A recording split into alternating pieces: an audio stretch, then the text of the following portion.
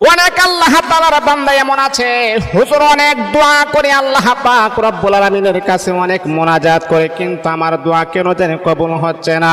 এরে আল্লাহর বান্দা শোনো শোনো, আপনি যদি সাজদায় গিয়ে যদি আয়াতটা পড়ে যদি আপনি আল্লাহ পাকের কাছে যে কোনো দোয়া করেন, আমার আল্লাহ আপনার দোয়াকে কবুল করে নেবেন, আপনার মনের আশাকে আমার আল্লাহ কবুল করে নেবেন। কিন্তু মনে রাখতে হবে ও আল্লাহ তাআলার বান্দা, মনোযোগ দিয়ে শুনেন, মনে রাখতে হবে ফরজ নামাজের সেজদায় গিয়ে কিন্তু এই দোয়া পড়া যাবে না।